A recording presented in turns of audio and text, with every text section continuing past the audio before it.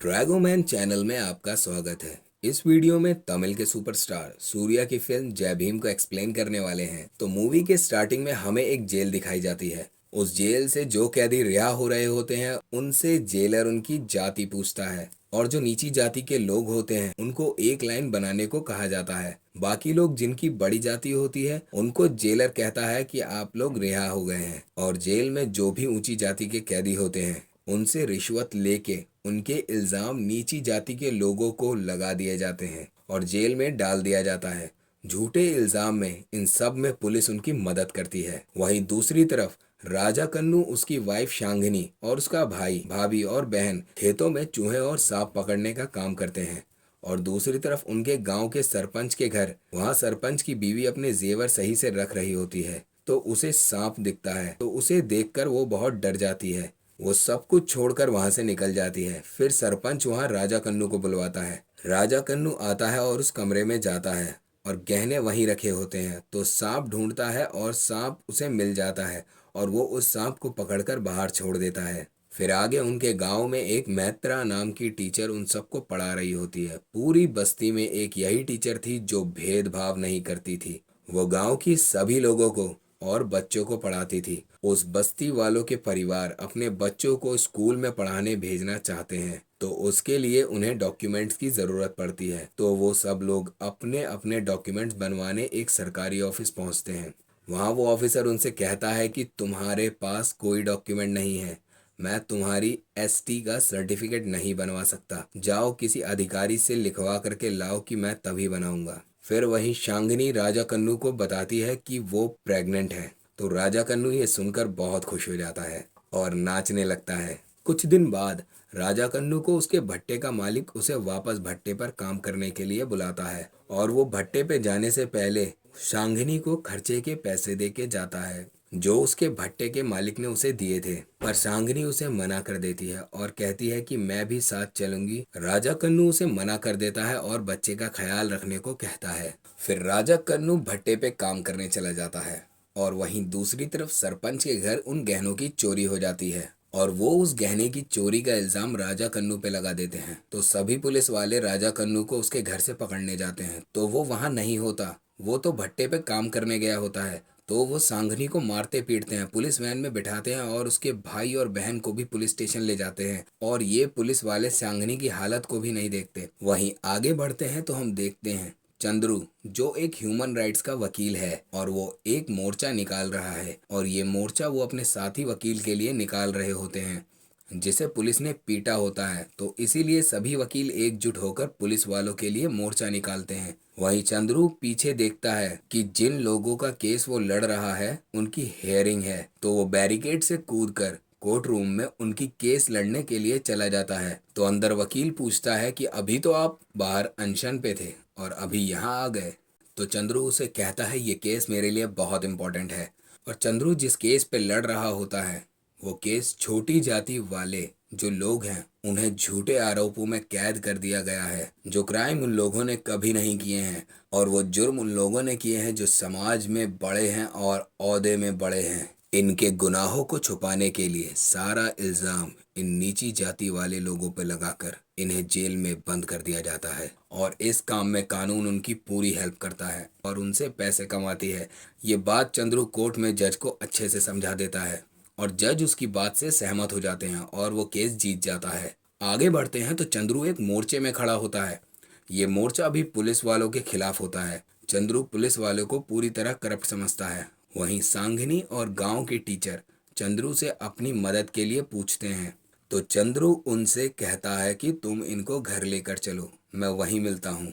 फिर चंद्रू सांघनी से मिलता है और कहता है मुझे बिना मिर्च मसाले वाली रियल स्टोरी बताना, बिल्कुल सच, कुछ भी झूठ नहीं। सांघिनी चंद्रू को पूरी स्टोरी बताती है कि एक दिन पुलिस वाले राजा कन्नू को ढूंढते हुए उसके घर आए, उसको बहुत मारा और साथ में राजा कन्नू के भाई, उसकी बहन और उसके जीजा को मारते हुए पुलिस स्टेशन लेकर गए और फिर हवालात में बंद कर दिया। थोड़ी देर बाद उन्होंने उन सबको बहुत मारा, उनके साथ जानवरों से भी बदतर सलूक किया। और अगले ही दिन पुलिस वाले राजा कन्नू को पकड़ने के लिए भट्टों पे जाते हैं और राजा कन्नू के बारे में पूछते हैं तो वो वहां नहीं होता। वहाँ एक आदमी पुलिस वाले को बताता है कि वो बिना बताए यहाँ से भाग गया है। लेकिन यहाँ बात कुछ और होती है। राजा कन्नू को घर की याद आ रही होती है, तो अपने मालिक से छुट्टी मांगता है, पर उसका मालिक उसको छुट्टी नहीं देता। इसीलिए वो बिना बताए वहाँ से चला जाता है। घर की तरफ बढ़ते हुए सरपंच के आदमी राजा कन्नू को देख लेते हैं और उसे मार पीट कर पुलिस वालों के पास छोड़ आते हैं। फिर हवालात में राजा कन्नू को पुलिस वाले बहुत मारते हैं और उसे मजबूर करते हैं कि कबूल करो कि चोरी तुमने की है। जो गुनाह उसने किया ही नहीं तो वो उसको कैसे मान ले। पूरे दिन पुलिस वाले उसे मारते हैं, पर वो हाँ नहीं बोलता। अगले दिन सांगनी राजा कन्नू के लिए खाना लेके आती है और वो उसकी हालत देखकर रोने लगती है और पुलिस वालों को बुरा भला बोलने लगती है। वो खाना भी नहीं खा पा रहा था। और अगले ही दिन पुलिस वाले राजा कन्नू के घर जाते हैं और कहते हैं कि कहाँ है तेरा पति, भाग नहीं पाएगा वो पुलिस से, हम उसे ढूंढ निकालेंगे। वो तीनों जेल से फरार हो गए हैं। और पुलिस वाले सांगनी को परेशान करने लगते हैं, तो सांगनी और मेहत्रा मिलकर सरकारी आदमियों के पास मदद के लिए जाते हैं। उनको कोई मदद नहीं मिलती। फिर वो वकीलों के पास जाते हैं, वहां भी उनकी मदद कोई नहीं करता। फिर वही गांव में एक आदमी उनको चंद्रू के बारे में बताता है और कहता है कि वो आदमी ह्यूमन राइट्स वाला केस लड़ता है और वो कोई फीस नहीं लेगा। सांगनी पुलिस की फरार होने वाली रिपोर्ट चंद्रू को देती है और वो रिपोर्ट बहुत सॉलिड थी, क्योंकि उस रिपोर्ट में बहुत सारे गवाह थे और उन्होंने उन तीनों को भागते हुए देखा था। फिर चंद्रू केस की स्टडी करना शुरू करता है और हैबिस कॉर्पस के तहत इस केस को लड़ता है। हैबिस कॉर्पस का ये मतलब होता है कि किसी इंसान का गायब हो जाना या किसी इंसान के द्वारा किडनैप कर लिए जाना, जिसके बाद कोर्ट ये ऑर्डर देता है कि गुमशुदा को जल्द से जल्द ढूंढा जाए और कोर्ट में पेश करें। ऐसे केस होते हैं वो कोर्ट में जल्द से जल्द बंद कर दिए जाते हैं, पर यहाँ चंद्रू ने केस को बहुत अच्छे से स्टडी किया होता है, तो वो कोर्ट से अपील करता है कि रिपोर्ट में जितने भी गवाह हैं उनसे क्रॉस क्वेश्चन करना चाहता है। यहाँ कोर्ट चंद्रू को मंजूरी दे देती है और पुलिस वालों को कहा जाता है कि राजा कन्नू और उसके भाई और उसकी बहन के पति को ढूंढो। अगली सुनवाई में चंद्रू तीनों गवाह से क्रॉस क्वेश्चन करता है। पहला गवाह होता है डॉक्टर, जिसने उन तीनों की मलहम पट्टी की होती है। दूसरा होता है मेडिकल स्टोर वाला, जो डॉक्टर की प्रिस्क्रिप्शन की दवाई उन तीनों को देता है। और तीसरा एक चाय वाला, जिसने उन तीनों को ट्रॉली में चढ़कर जाते हुए देखा था।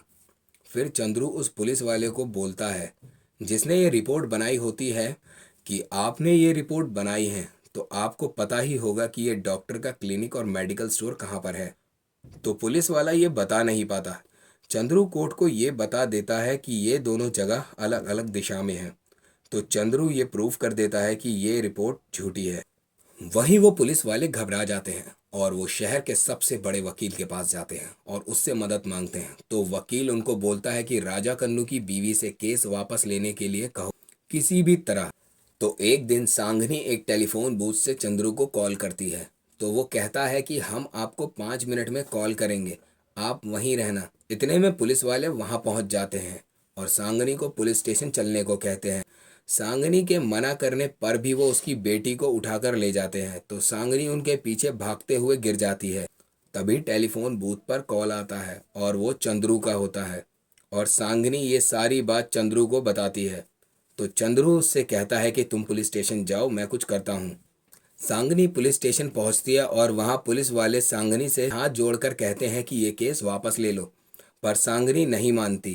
और वहीं डीएसपी का कॉल आता है और वो उनसे पूछता है कि तुम लोग सांगनी को वहां लेकर आए हो तो उसे अपनी जीप में उसके घर तक छोड़ो, नहीं तो तुम्हारी नौकरी चली जाएगी। तो अब आगे बढ़ते हैं। अब के शहर के सबसे बड़े वकील ने ले लिया होता है और वो एक गवाह में ही केस को ख़त्म करना चाहता है।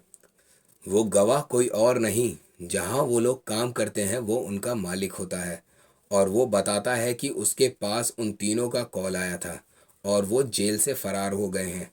तो चंद्रू कहता है कि ये बात आपको पुलिस को बतानी चाहिए। तो वो कहता है कि मैंने बताई थी। और चंद्रू फिर कहता है कि ये बात आपको उनके परिवार वालों को भी बतानी चाहिए। तो वो आदमी कहता है कि मैंने तभी बताया है। तो चंद्रू सांगनी की तरफ देखता है और कोर्ट से शर्मिंदा होकर चला जाता है। घर पहुंचकर चंद्रू ये केस लड़ने से मना कर देता है। कहता है कि इतनी इम्पोर्टेंट बात तुमने मुझे नहीं बताई। तो मैत्रा कहता है कि ये बात ना बताने को मैंने कही थी। ये बात मैंने इसलिए छुपाई थी क्योंकि इस बात में बिल्कुल सच्चाई नहीं है, क्योंकि मैं गांव के लोगों को पढ़ाती हूँ। उनको पढ़ना लिखना नहीं आता। वो अक्षर क्या अंक देख के नहीं बता सकते कि ये कौन सा नंबर है, तो वो कॉल कैसे करता। तो चंद्रू उस मेल के मालिक का टेलीफोन रिकॉर्ड निकलवा के नंबर चेक करता है और बारी बारी से सभी नंबर को डायल करता है और पता करता है कि कौन सा नंबर उस जगह का है जहाँ से राजा कन्नू के भाई ने कॉल किया था। आखिर में वो नंबर उसको मिल जाता है। नंबर मिलने के बाद चंद्रू उससे वो जगह पूछता है और वहाँ पे उस एसटीडी बूथ वाले के पास पहुँच जाता है और उससे वो राजा कन्नू के भाई के बारे में पूछता है। तो वो ये कहता है, साहब ये एसटीडी बूथ है, यहाँ बहुत लोग आते हैं कॉल करने, और मैं आपको 1 महीने पहले जो इंसान आया है उसके बारे में कैसे बताऊं। तो चंद्रू उससे कहता है कि वो 3 लोग थे, याद करने की कोशिश करो। तो एसटीडी बूथ वाले आदमी को याद आ जाता है कि वो 3 लोग मेरे एसटीडी बूथ में घुस जाते हैं और उनसे मेरी बहस भी होती है, पर वो पुलिस वाले होते हैं, ऐसा वो चंद्रू को बताता है। और फिर अगले सीन में चंद्रू कोर्ट में उसी एसटीडी बूथ वाले आदमी को अपना गवाह बना के ले जाता है और उसे कटघरे में बुलाता है और चंद्रू उसे कहता है कि आप कोर्ट को सब कुछ बताओ जो आपने उस दिन देखा था। तो वो एसटीडी बूथ वाला कोर्ट को बताता है कि कुछ दिन पहले 3 आदमी एक साथ मेरे बूथ में घुस आए, तो मैं ये देखकर उनको बाहर निकालने गया कि ऐसे तुम लोग मेरा टेलीफोन तोड़ दोगे, बाहर निकलो। तो चंद्रू कहता है कि तुम उनको देखकर पहचान लोगे। तो वो एसटीडी बूथ वाला आदमी कहता है कि हाँ, वो ये तीनों पुलिस वाले हैं। तो चंद्रू कहता है कि पुलिस वाले इस केस में घुसे हुए हैं, तो ये केस सीबीआई को ट्रांसफर किया जाए और इसकी जांच दोबारा कराई जाए। तो जज साहब कहते हैं सीबीआई को ही क्यों, वो भी इसी तरह काम करेगी जो पुलिस वाले करते हैं। तो चंद्रू कहता है कि मुझे एक हेड ऑफिसर की ज़रूरत पड़ेगी मुझे इस केस की जांच करने के लिए। तो चंद्रू आईजी का नाम कोर्ट को देता है और जजेस ये मान जाते हैं और इस केस के लिए वो चंद्रू को 1 महीने का टाइम देते हैं और आईजी का रोल प्रकाश राज जी ने प्ले किया है। तो आईजी और चंद्रू इस केस को सॉल्व करने में लग जाते हैं। फिर अगले ही दिन चंद्रू और आईजी केरल के पुलिस वालों पे शक होता है कि इन लोगों ने कहीं तीनों को केरल की जेल में तो नहीं डाल दिया। तो तीनों केरल की सारी जेल चेक करते हैं और सारे एफआईआर को भी चेक करते हैं। वहीं एक जेल में एक ऑफिसर उनको बताता है कि हिट एंड रन केस में उन्हें एक लाश मिली थी। तो वो ऑफिसर उनको डेड बॉडी की फोटो दिखाता है। तो महत्रा राजा कन्नू को पहचान लेती है कि यही राजा कन्नू है जो कि मर चुका है। राजा कन्नू की लाश स्टेट के बॉर्डर पर मिली थी और बताया ये गया था कि राजा कन्नू का एक्सीडेंट होने से उसकी मौत हुई थी। वहीं दूसरी तरफ सांगनी ये सुनकर पूरी तरह से टूट जाती है। तो वो तीनों पुलिस वाले बहुत घबराए हुए होते हैं और वकील के पास जाते हैं। तो वकील उनसे पूछता है कि मुझे सच सच बताओ वहाँ क्या हुआ था। तो ऑफिसर बताते हैं कि राजा कन्नू को जब वो मार रहे होते हैं तो वो वहीं मर जाता है। थोड़ी देर बाद उसका भाई बताता है कि शायद इन दोनों को देख लो, ये दोनों बहुत देर से बेहोश हैं। तो पुलिस ऑफिसर पहले छोटे भाई की आंख में मिर्च डालता है तो उसको तुरंत होश आ जाता है और वो ज़ोर ज़ोर से चिल्लाने लगता है कि मेरी आंख जल रही है। तो वो पुलिस ऑफिसर दोनों भाइयों को दूसरे रूम में बंद कर देता है। फिर वो राजा कन्नू की आंख में मिर्च डालता है तो वो होश में नहीं आता। तो वो दोनों पुलिस वाले डर जाते हैं और अपने सीनियर को कॉल करके ये सब बताते हैं। तो उनका सीनियर उनको बोलता है कि मैं आ रहा हूँ। वो उसकी लाश को गाड़ी में डाल के शहर के बॉर्डर पर फेंक देते हैं। चंद्रू कोर्ट को बताता है कि ये एक लॉकअप मर्डर है, पर ऑपोजिशन बताती है कि ये एक एक्सीडेंट है। तो इसी बात को प्रूफ करने के लिए चंद्रू कोर्ट से टाइम मांगता है। तो कोर्ट भी कहती है कि अभी तक चंद्रू के वैलिड पॉइंट्स है, तो कोर्ट उसे टाइम दे देती है। केस को इन्वेस्टिगेट करते हुए ध्यान आता है कि राजा कन्नू का भाई, उसका मालिक दावा कर रहा था कि वो उसी के भाई की आवाज़ थी। वो उसे बहुत अच्छे से पहचानता था। पता चल जाता है कि वो उस दिन एसटीडी बूथ में राजा कन्नू का भाई भी उन पुलिस वालों के साथ था। और फिर उनको वही जेल के बारे में पता लगता है जिसे उन लोगों ने चेक नहीं किया था। वो उस जेल में मैत्रा को राजा कन्नू के भाई और उसके जीजा को आइडेंटिफाई करने के लिए वहां ले जाया जाता है। वहां मैत्रा उन दोनों को देखते ही पहचान लेती है और उनको रिहा करवा दिया जाता है। वहीं पुलिस वाले और वो वकील घबरा जाते हैं कि अब ये वहां पहुंचकर विटनेस ना बन जाए, को मारने के लिए प्लान करते हैं। पर वो कामयाब नहीं हो पाते। वो फुल पुलिस प्रोटेक्शन में आईजी के घर पर रुके होते हैं, तो वो कुछ नहीं कर पाते। राजा कन्नू के भाई को कोर्ट लेके जाते हैं और चंद्रू उसके भाई से कहता है कि जेल में जो जो हुआ वो जज को बताओ। राजा कन्नू का भाई कोर्ट को बताता है कि राजा कन्नू को पुलिस वालों ने बहुत मारा था, तब तक मारते रहे जब तक वो बेहोश नहीं हो गया। साथ ही में जब राजा कन्नू का जीजा जब पुलिस वालों को मना करता है कि मत मारो, तो वो उसे भी मारते हैं और वो भी बेहोश हो जाता है। जब वो दोनों बहुत देर तक होश में नहीं आते तो उनका छोटा भाई घबरा जाता है और पुलिस वालों को बताता है कि ये दोनों होश में नहीं आ रहे, साहब इनको देख लो। तो पुलिस वाला उसके छोटे भाई को दूसरे रूम में बंद कर देता है और अपने जूनियर पुलिस वाले से लाल मिर्च का पाउडर लाने को कहता है। तो पुलिस वाला उसकी आंखों में लाल मिर्च का पाउडर डाल देता है, तो राजा कन्नू के जीजा को होश आ जाता है और वो चिल्लाने लगता है कि उसकी आंखें जल रही हैं।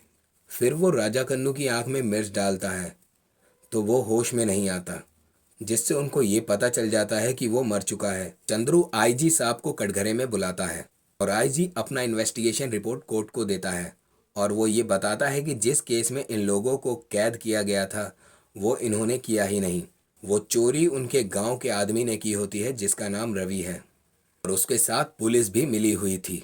और चंद्रू कोर्ट को ये बताता है कि जहाँ से राजा कन्नू की लाश मिली थी वहाँ से टायर और फुटप्रिंट के निशान मिले हैं, जो कि उसी पुलिस स्टेशन के वैन के हैं जहाँ राजा कन्नू बंद था। और जूतों के निशान भी इन पुलिस वालों के जूतों के ही निशान से मेल खाते हैं। तो ये प्रूफ हो जाता है कि राजा कन्नू की मौत लॉकअप में ही हुई है। और इसके बाद चंद्रू कोर्ट से ये कहता है कि इन लोगों को सख्त से सख्त सजा दी जाए और सांगनी को गांव में रहने की जगह और मुआवजा दिया जाए। कोर्ट इस बात पे मंजूरी दे देती है। दोस्तों, उन सब को सजा दी जाती है जो इस केस में दोषी होते हैं और यहीं ये फिल्म खत्म हो जाती है। लाइक, सब्सक्राइब और शेयर करना ना भूलें। आप कमेंट करके ज़रूर बताएं कि इस फिल्म की स्टोरी आपको कैसी लगी और IMDb पे इस फिल्म की रेटिंग 9.5 है।